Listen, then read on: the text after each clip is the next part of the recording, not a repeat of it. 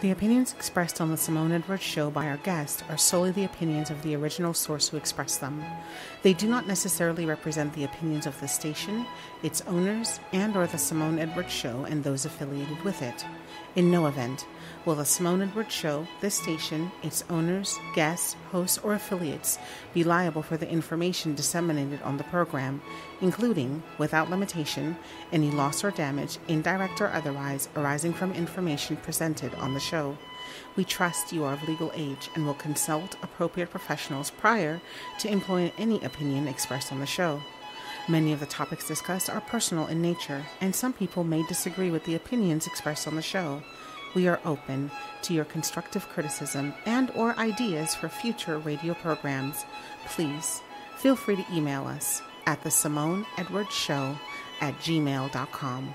Again, that's the Simone Edwards Show at gmail.com. Hey everyone, we want to welcome you to another installment of the Simone Edwards Show here on the station. It is a beautiful sunny Saturday morning here in San Diego, and I am in studio with Mr. Chris White. He is a psalmist, soon to be recording artist, and just kind of a modern day Renaissance man, and we're going to get to know him just a little bit. Everyone, I want to introduce you to Chris. Chris, well, say hello to our audience. Hello, everyone. What a pleasure it is to be here in the studio with the wonderful Simone Edwards. What a blessing. Oh, thank you. We've been talking offline. I'm not going to let his secrets out, but I am so excited. I'm going to have to bring myself together so I can contain it, huh? I really do, so that I can focus on the interview. So, Chris, let's get to know you a little bit. Okay. If you could describe yourself in 5 words, what would they be? I think the first things that come to mind would be fun-loving, spiritual. I think I am a friend. Right. You said 5 words. So friend, friendly is definitely one of the words that I would use to describe myself. This isn't one word, but a lover of education, definitely. Yes, lover of that's education. Good. And passionate. Awesome. Yeah, I think that kind of sums it up. I'm going to piggyback on one of those. Okay. What is it about education that you love? I love the freedom that education provides. Yeah. I feel like if you can read, first of all, you can educate yourself on anything. Right. There is nothing that can be withheld from you if you can read. And if you enjoy educating yourself or learning, and then the sky is the limit. Right. There's no limits. When you have an education, when you are educated, that means you can move in and out through different communities or different populations. Right. And be able to interact and be able to gain knowledge and be able to give knowledge. I think the freedom that education provides is awesome. And it's one way, people always want to, get the best out of life or to ensure, a lot of my students are always talking about they want to go to the NFL or they want to do this or they want to do that. I think education is a way for you to ensure some level of success in your life. Right. That's a little bit more predictable than some of the other avenues that people like to take. Right. And it's funny because even from a spiritual standpoint, the Bible tells us that God values intelligence. He values knowledge. Yes. And it's without it, he says his people perish because we won't take the time, we don't take the time to educate ourselves about whatever we need to.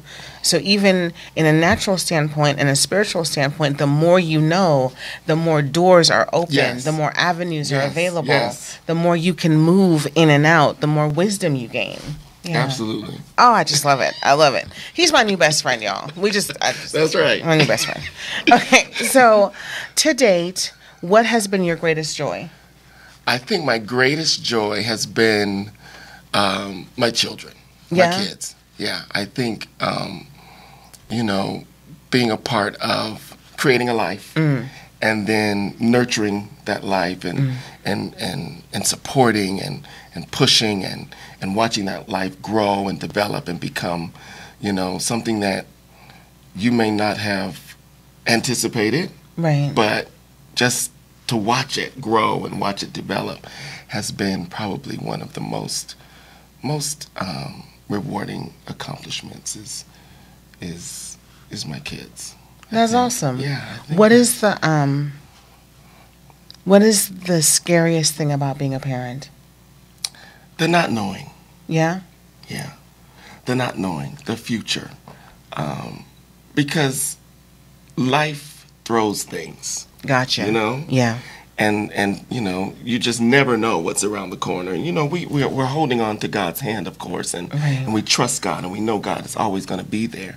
But you never know what's around the corner, and especially for your kids. Right. You know, it's kind of scary sometimes to know that things can happen or things can come up in their lives that they aren't prepared for, you aren't prepared for.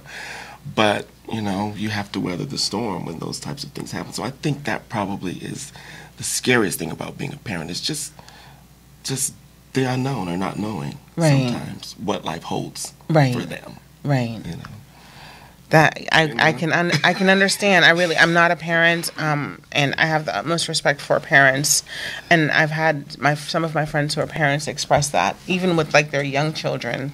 You know, I remember one of my friends telling me that she just had to kind of finally get to a point where it was like, okay, God, my child is in your hands, because the moment they are out of your presence, it's kind of like your mind can go in so many different directions. Yeah. Absolutely. Yeah. You know, and it just as simple something as them getting in a car and you know, driving away. Right. You know, that if you let it, that can be something that can immobilize you. But you know, we trust God and believe God and know that He's got them in His hands. So that's the comforting thing. Right. That's I really am. It's not something, again, it's not an area I'm well versed in at all. But I have the utmost respect for parents, and especially, I should say I have the utmost respect for good parents. You know, that take care of their kids and are concerned about them and worry about them. Yeah. So let's flip the coin. Okay. What has been your greatest disappointment to date? Greatest disappointment to date? You know, that's a good question. Let me just tell you that. That's a good question. Prayer works. You know, I would love to be like, well, thank you, but, you know, I prayed, so I can't be like, go ahead, Jesus. Greatest disappointment. I don't know right offhand. Nothing really pops into my head about greatest disappointment. I think maybe furthering my education. Okay. When I think of anything that I kind of wish I had done a long time ago, is to got, you know, more graduate degrees. I think I don't know. I don't have any real big great disappointments that have happened in my life, because I always try to have a very positive outlook and a very positive view on things, and I try to keep very even. I'm a very even-keeled person, and so things that happen that are not expected or maybe negative, I always try to see, what am I supposed to do, or what am I supposed to learn from this, or what.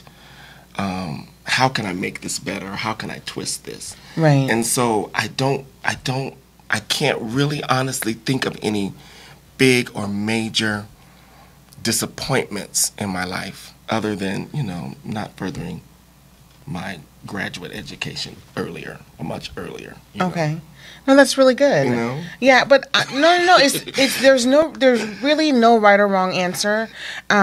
It's just one of those, like, we're getting to know you. Yeah. And it's something to think about. Yeah, too, it's something to think about. Like, do I have a landmark in my life where I'm kind of like, man.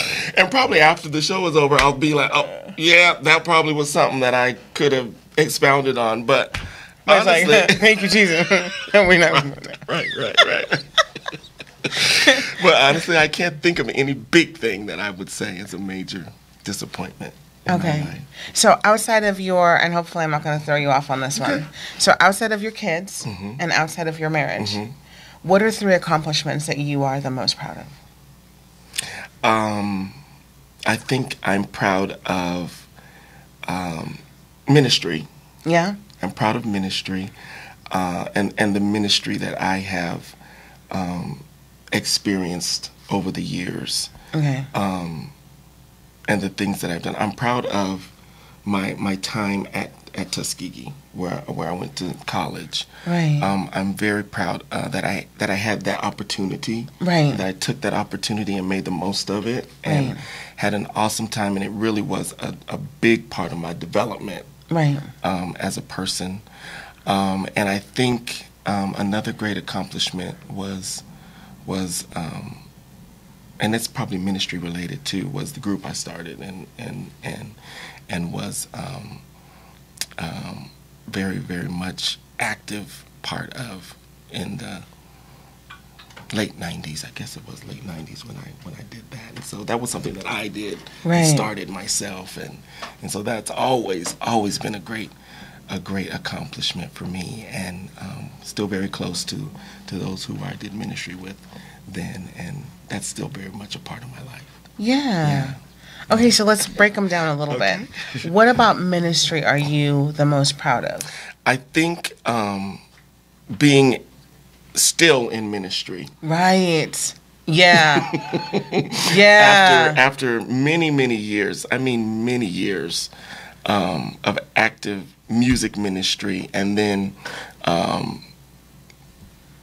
word ministry as well, and just still being a part and still doing it and still being around and still being relevant, right, I think is really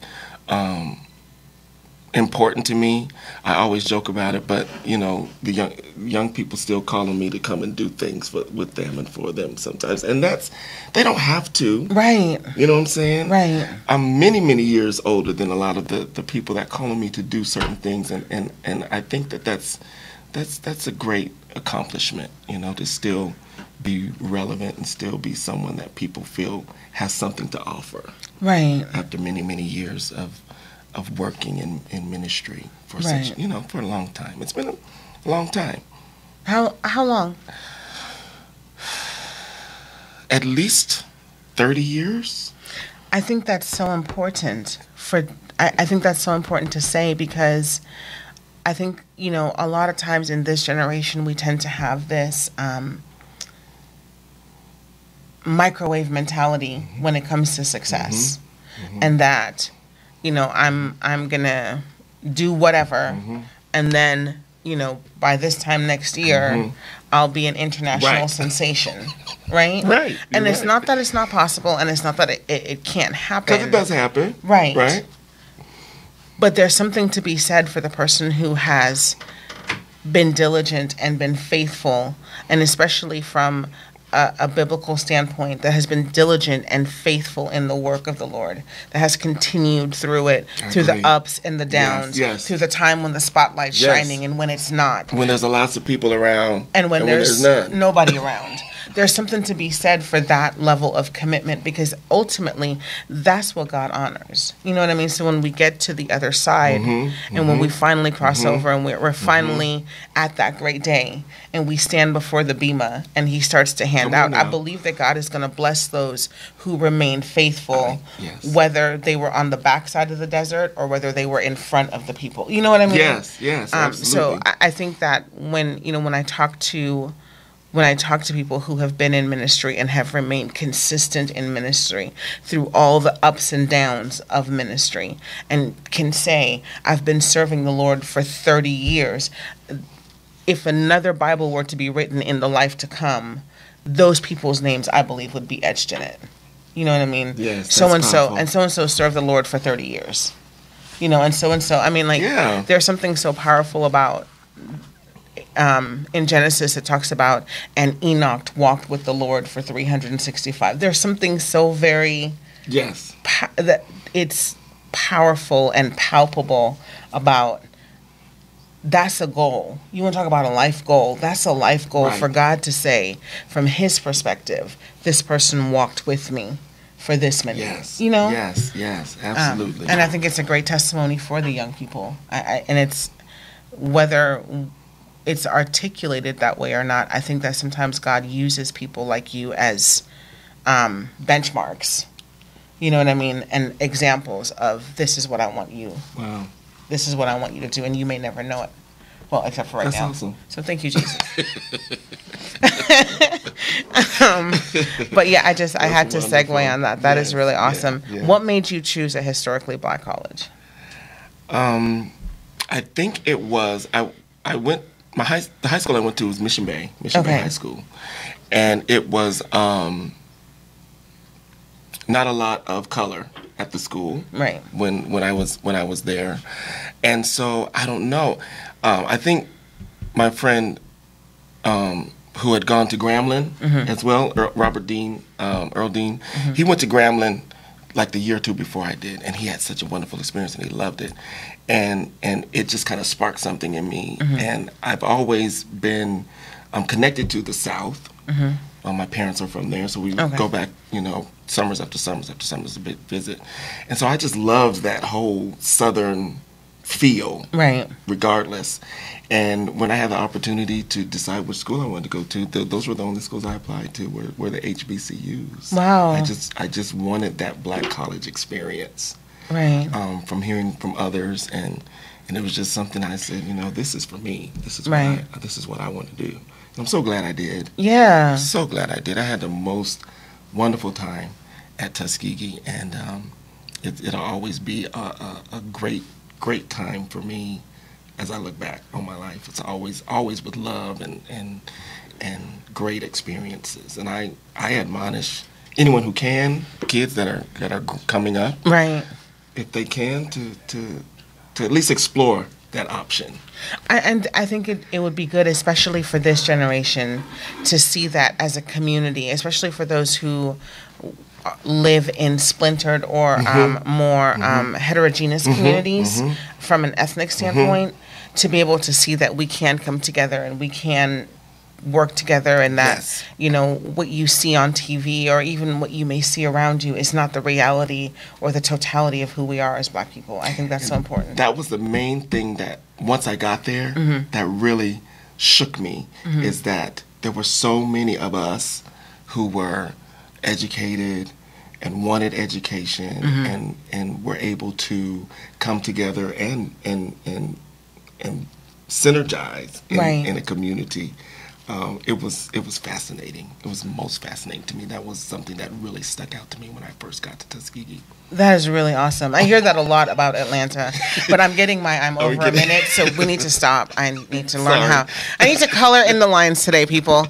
So we're going to take a break for station identification. We'll be back in just a moment.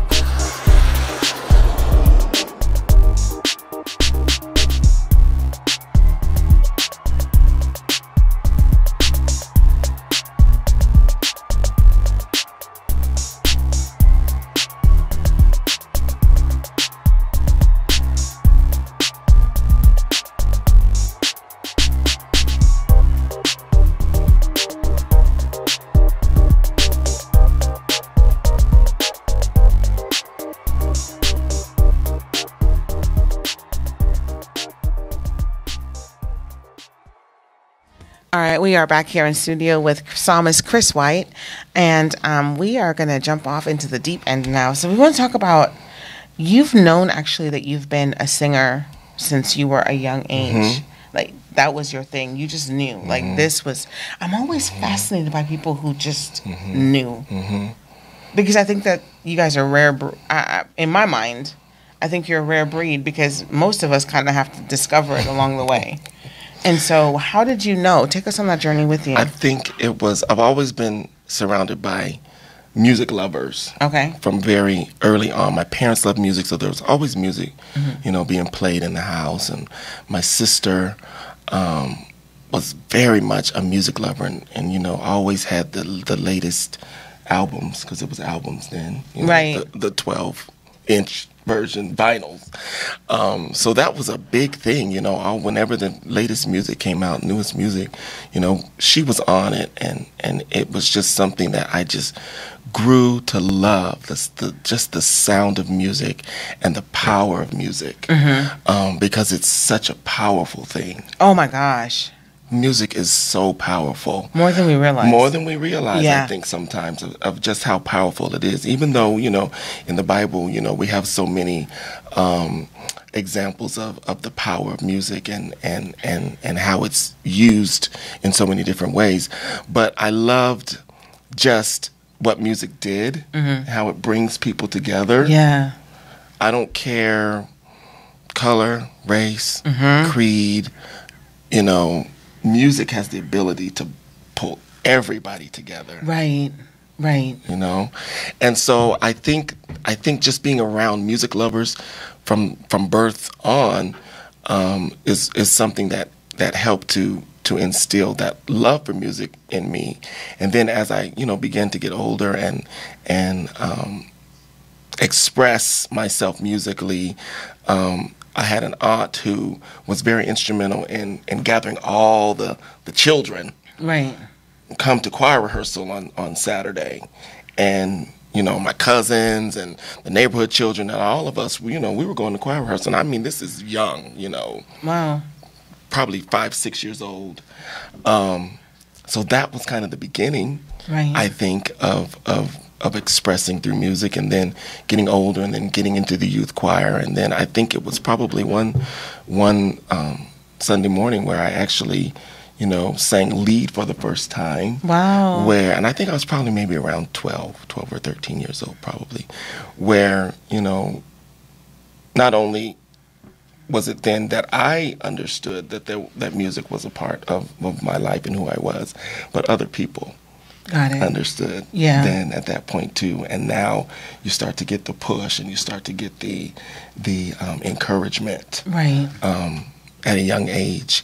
And then just from there, things just catapulted. And I think I was probably around 14 when I joined the Voices of Fulfillment. Okay. Here in San Diego on direction of Eddie Baldrip. And that really was just took my musical appreciation to a whole nother level. And I mean, it's just always been a part of me. Right. Always. Even when I went to college, after my first year. Right. Tell us about that. Of being at Tuskegee, somehow the music people, they just kind of gravitate towards each other. Right.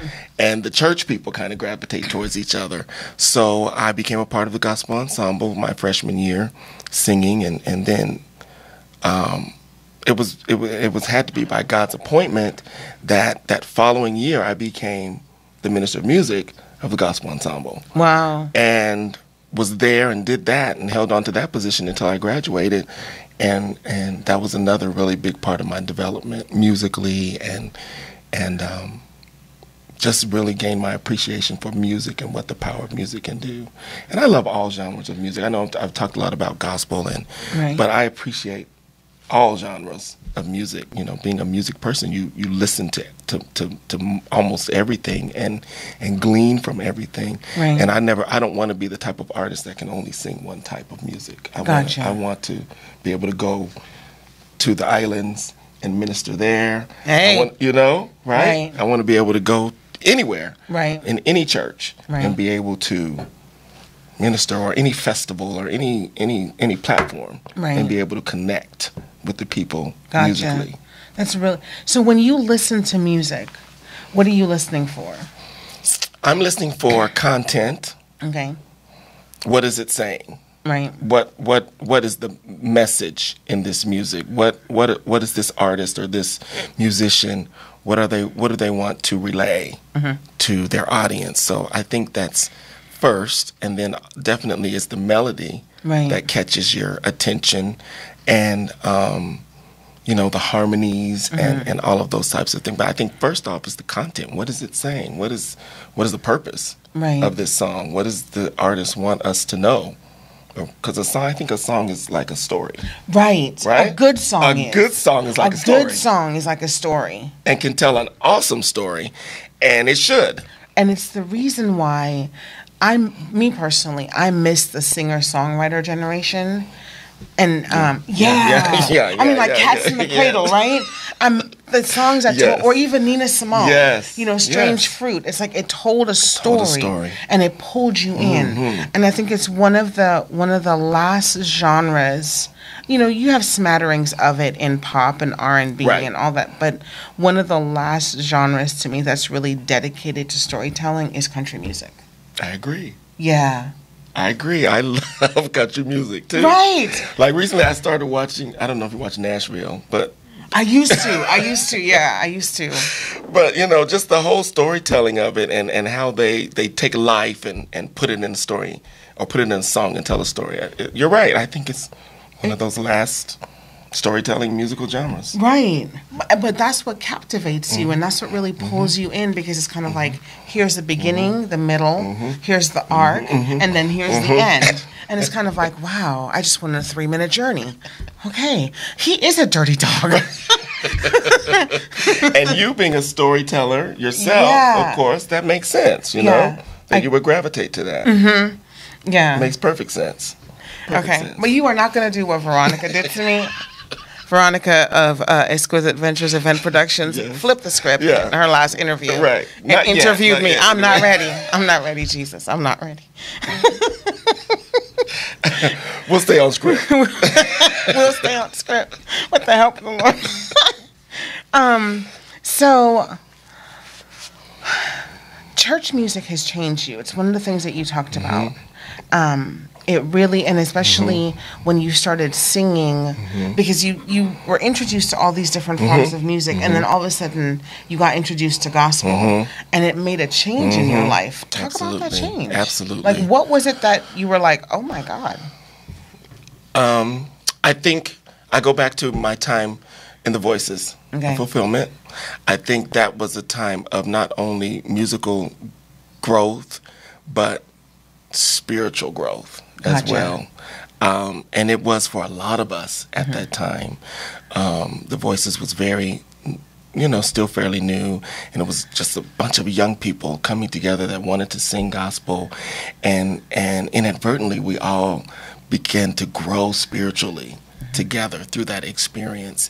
And so I think that was kind of the thing that really made me understand where I was and what my I guess calling was to gospel music, because I grew so much spiritually during that time, connected to gospel music. It was that connection that really helped me grow.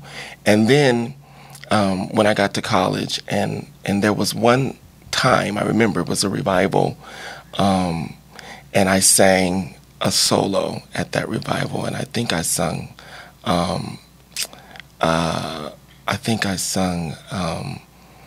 When I See Jesus. It's an old traditional, hymn type of song. And the power of God fell so strongly in that revival meeting during that time. I think then that is a time when I really felt like I'm supposed to sing this type of music. I want you to take us on a journey, Chris. I do. Because here's why. For those in our audience who are not, who may be on their journey to the Lord, or they don't have a relationship with God, they just like the show, right? And then for those who have a relationship with God, from the outside, being on this side, and you're in a service and someone's leading a worship song, and the power of God comes in and you go off into worship, we know what that feels like.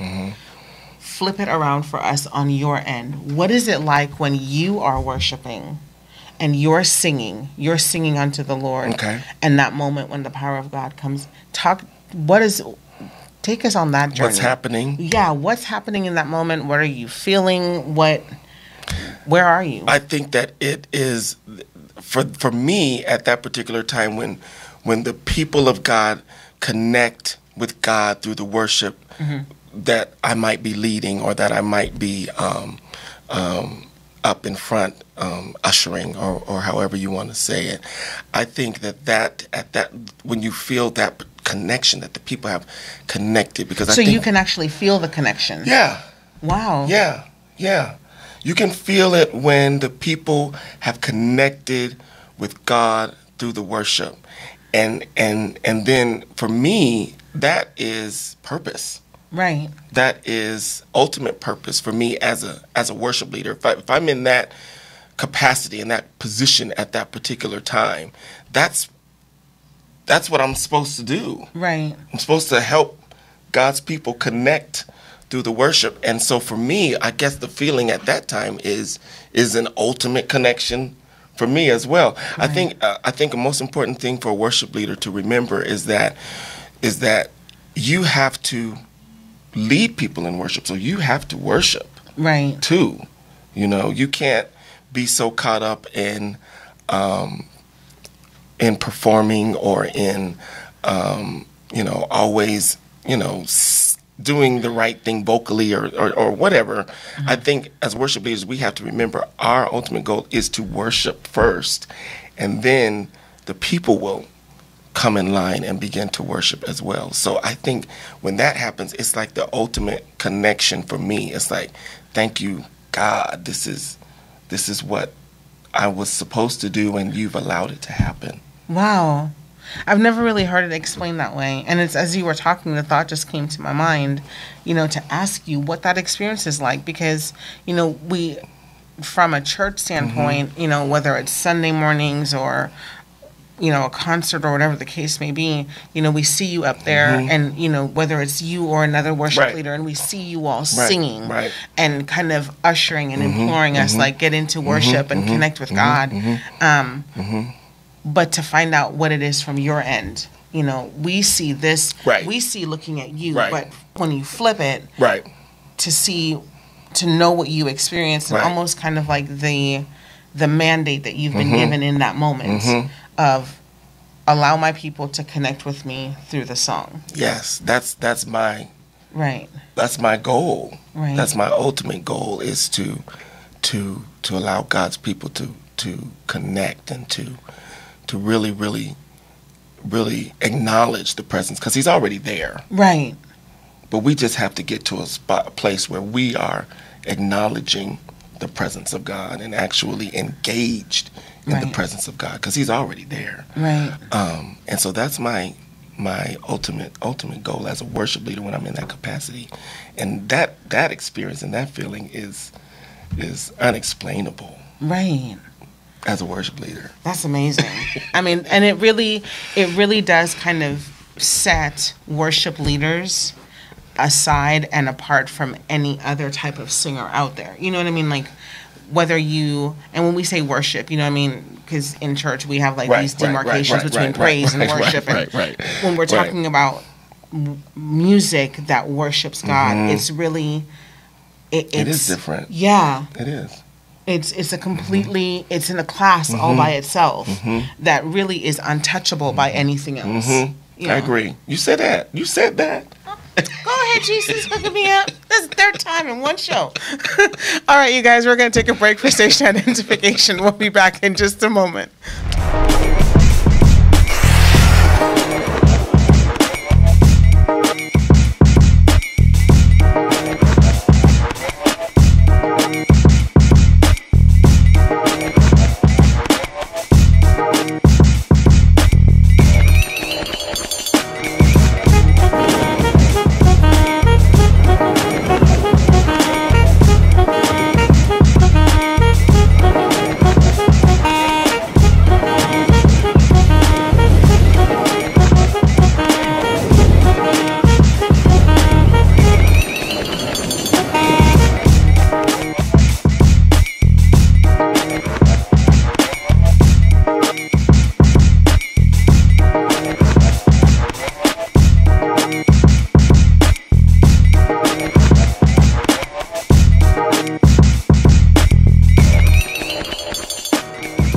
All right, you guys, we are back here in studio with Mr. Chris White, psalmist extraordinaire.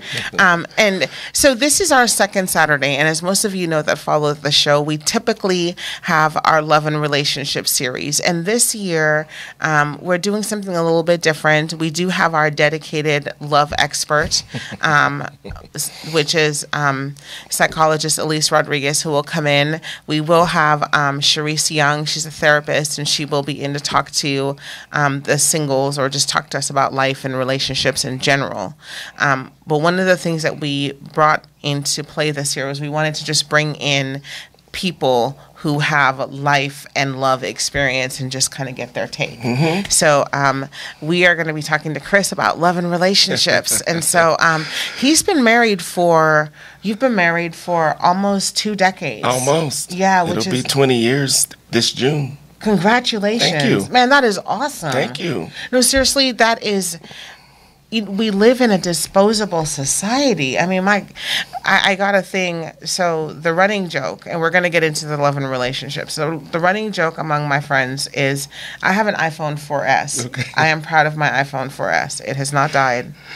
And I refuse to let it go because I don't want to pay what I would for a trip and a hotel for a phone. Right. I just don't. But I got this thing from AT&T saying, I could do AT&T next. Mm-hmm, mm-hmm. And I'm going to parallel that to love and relationships because a lot of times that's how we see relationships. It's kind of like, okay, this relationship is working for me right now until the next best thing comes along. Yeah, you're right. And so for someone to say that they've been married for 2 decades, I mean, it goes beyond just 20 years. I've been married for 2 decades. That's an amazing blessing. That's an amazing feat. That's an amazing accomplishment. So congratulations to you and Sandra. Thank you. On that and to raise your children in that kind of stability. So now I want to get into it a little bit. Let's talk about love and relationships. So what is the secret to making love last and marriage work? To making love last and marriage work. And it's funny. Yeah. I'm telling you, right. Jesus, right. It's because you're right. As I was writing the question, the thought that came to my mind was, no, they're 2 separate things. They are. Because you can be married and not be in love. Right. And not love each other. You're right. Absolutely. So no, you're right. Absolutely. I think friendship. Yeah. As the basis helps. Okay. In a marriage. Okay. You have to have some type of foundation in order to weather the storm, because marriage is a journey. I feel like it's a journey. That's a good way to look at it. I feel like it's a journey, and you have to be willing to experience the ups and the downs with the person that you have said that you want to be with. Right. Now, it's not always easy. It's not always easy. And there are some major storms that can happen and will happen in a marriage, because anytime people are coming together, we know that the enemy doesn't like that. Right. He doesn't want that, and he's going to do whatever he can to break up families, break up friendships, whatever. But I think if you have a foundation of friendship, that's a good start, and that's a good way to help the marriage survive. I think we live in a society, and we live in a time when it's easy to give up. Right. It is. Right. It's easy. That's easy to give up. And then there are situations and circumstances where that's probably the best thing to do. Right. Is to say, no, this is done. But I think when you say I do, then you have to try to do. Right. The best you can. And I think a friendship foundation is a wonderful way to start a life together. Because if you're not friends first, Right. then when those issues come up, you don't have anything Right. to hold on to or to go back to or to emphasize. And so I think that was something that we were blessed with. Right. Is a friendship first. And so that's kind of helped us down through the years on this journey of marriage and this journey of life together. That's really good. Because my thought is, in the difficult moments, it has to come back to, I don't want to hurt my friend. You know right, what I mean? Right. I would think. Yeah. Again, I have no frame of reference. But you're right. That does help. Having that foundation of friendship. You know, this is my friend first, and I don't want to do anything to hurt them. Or if I do do something to hurt them, then how can I make this right? Or how can I make this better? Or how can I fix this? Or what do I need to do in order to get things back on track? That's really good. That's really, really, I love that. How did your view of marriage change? What was your view before I do? And then how did your view change after I do? Okay, Yeah. Good. I think most people have a very idealistic view of marriage before. You know, when we get together, everything's going to be perfect and everything's going to be great, and no matter what happens, you know, we're always going to be smiling, and things will just always be on the up and up, and everything's wonderful. And I think I had that before, and now, like I said before, I understand that marriage is a journey, and it's a trip, you know, through time, that you have to learn how to navigate through things, and fix things and work on things. It's work, you know. Sometimes it's work. Sometimes you have to work on yourself as a person and what you bring to this relationship, what you bring to this family, and you have to learn how to appreciate what the other person brings. That's good. That's really good.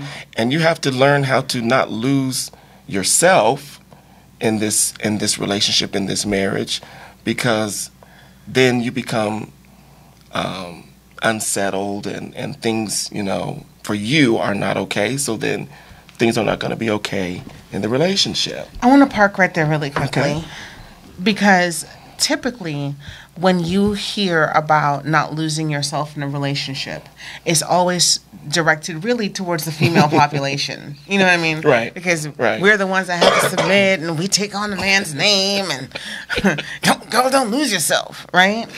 That's typically right, yeah. And I've never really, you're the first person to really kind of remove that barrier, that it's like, no, on the other side of the fence, men struggle with that too. So what is the struggle in what is it like for, you know, I know you can't realistically speak on behalf of all men, but as a representative of your gender, what is it that men struggle with losing themselves? What is that like in the relationship? I think it's the same, you know, as in the aspects of if a female were to lose herself in a relationship, when you become so engrossed in the other person, and where you neglect your own personal interests, or the things that push you as an individual. And men can do that too. We get caught up, and we get you know, engrossed in our relationships too. And so it's easy. It can be easy for us to kind of lose a sense of self. But I think when you allow yourself to continue in those things that interest you, or those things that you're passionate about, and allow your spouse to do the same thing, then that kind of helps you to not lose who you are as a person, and still be able to contribute and give the best of yourself right to the relationship. So now I want you to talk to, I want to talk to, those who are married, whether they've been married for a long time or, newlyweds, or they're somewhere in between. If you see your partner, your spouse, getting lost in the relationship, what can you do to help them? Because at the end of the day, I would think that love wants to, when you truly love someone, you want the best for them. Yeah. So how do you help them to not get lost in a place that ultimately is not going to be beneficial for them, even if at that moment it's soothing your ego needs, right? Because they're all up in like, I got a little lost in you. You're amazing. I love you so much. Absolutely. I think that if you see that, or if you begin to experience that, the best thing that you can do is try to remember a time or those things that your spouse may have been involved in, or may have those things that really made them happy, or helped them light up whenever they talked about it, or whenever they experienced those particular things, and just kind of help redirect, back to those experiences, or those things, or those, even maybe just having conversations about those things, to help them realize that you are a person, and you're an individual that has desires and passions about life that I may not be able to give you, right? But you can definitely pursue them and do them yourself. And I think that's so important, is that you have to be an individual that brings something to the relationship. So true. And you can't do that if you are so engrossed in that person that you have no sense of who you are, or no sense of your own personal identity. Right. What are you bringing? Right. You're not bringing much of anything. And so I think people have to remember who they are and what makes them happy aside from their spouse. Right. And continue to nourish those things, and continue to allow those things to be a part of your life, not taking away from the relationship, of course, but still being able to explore and do those things that you're passionate about. Right. That it's not, it's not an assimilation. It's not a Borg thing. Right. For my sci-fi friends out there. Hi. It's not an assimilation. It's a partnership. Exactly. It's two people, two individuals coming together to create a life together. Right. And that doesn't mean that I forget everything that I love or was passionate about prior to coming into this marriage, but I bring that with me. Right. And that hopefully will enhance the spouse and give the spouse some new experiences and some new perspectives, and some new ideas and ideals as well. And I think that's what a good marriage can be. Right. It's two people bringing themselves into a relationship and then creating a life together. Right. Sounds like the foundation of a healthy relationship. Right. And so, if you're in that, or you are having some struggles, we hope that what you've heard will help you out. We'll be back with Chris in just a moment. We're going to take a break for station identification. Thanks. Do you have any questions, comments, or concerns about today's show? Would you like to share your testimony or any constructive critiques? Would you like to know how to be a guest on The Simone Edwards Show? Please feel free to email us at thesimoneedwardsshow@gmail.com. We are also available on Facebook, Pinterest, and Instagram. Be sure to follow us to receive updates regarding the show and our other ministries.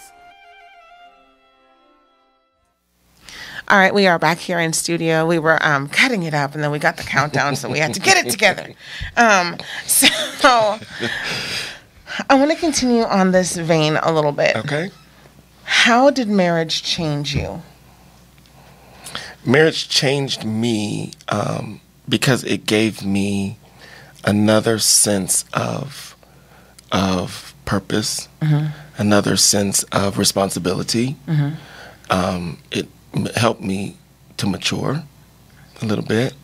And then even more so when you begin a family, Right. you know, then the focus it switches from just the two of us to now we have another life that we're responsible for together. Right. So what are we going to do to ensure that this life has, you know, the best opportunities or the best chances that it can have.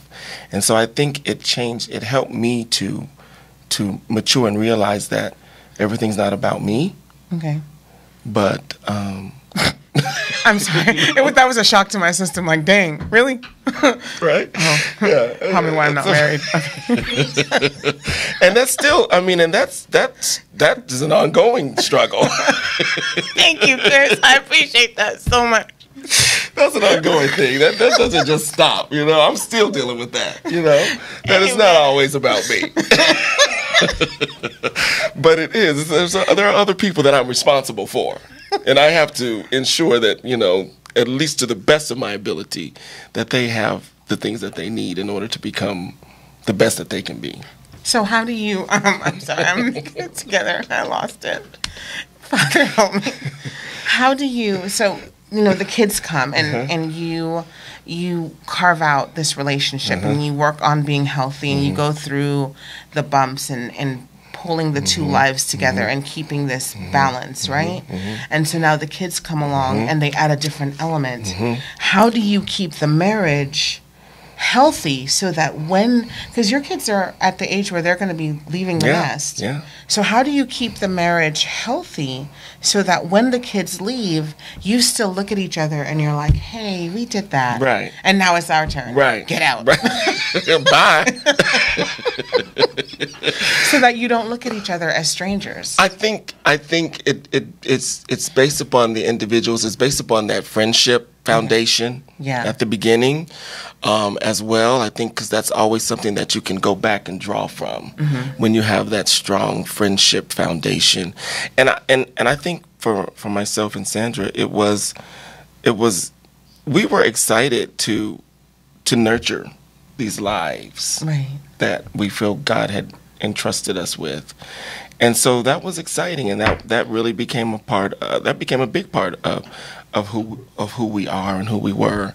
And I think, you know, just trying to balance, and you know, there's that family time, and then there's, you know, the time when, you know, the kids are gone, and then it's just time for you guys to just sit and talk or have conversation or laugh about whatever's on TV or do whatever it is that you do that helps to keep things, you know, in perspective and helps to continue to keep things moving along, so that when that time does come when the kids are gone, you do still have those things that you enjoy doing together. Right.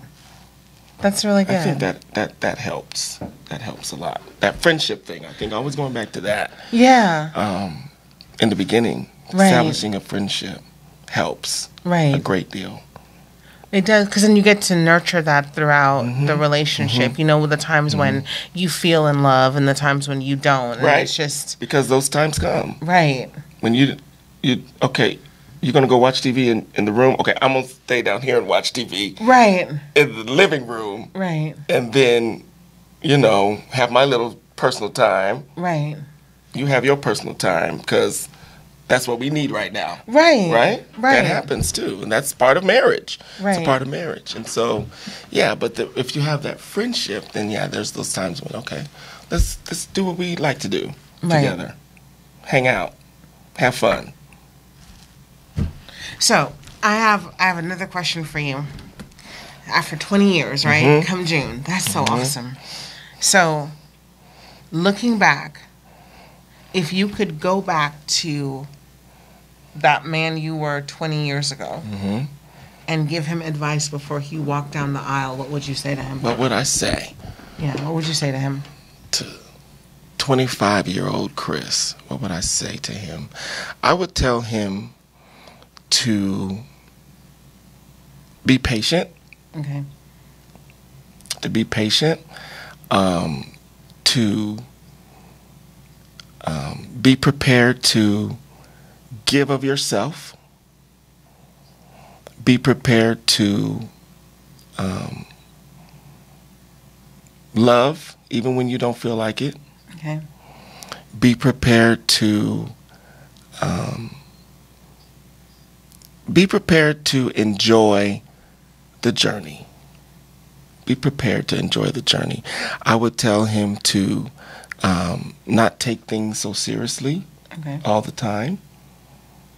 I would tell him to find a way to laugh when you feel like crying. Okay. And I would tell him to expect the great. Okay. That would be my advice. And to just enjoy the best you can, Right. Enjoy the best you can. That there's going to be times of, stress, financial stress, emotional stress.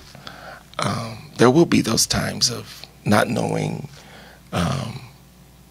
but if you just weather the storm, you'll make it to the other side. That's really good. You'll get there. That's great advice. I really do. I think that's great advice. You should, I'm just going to throw this out there. I'm just going to throw you under the bus. You ready? I'm going to back it up. So. I don't know. I really think you should consider doing a seminar for young men who either are married or who want to get married. And here's my thought, because as you were speaking, a thought came to my mind to ask you the question, talk to men about not misusing their power in a relationship. That's good. And especially when we deal with, from a biblical standpoint, the Bible establishes, and it's infallible, and it establishes the principles and the governance for, the Bible is our governance for good conduct. And so talk to men, 1 or 2 minutes about not abusing the privilege of their power and their position in a relationship. That's really, really good. That's really good.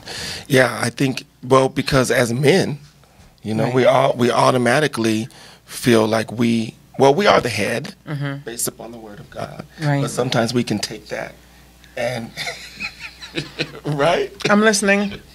Sometimes we can take that and, like you say, abuse it. Right. Especially young.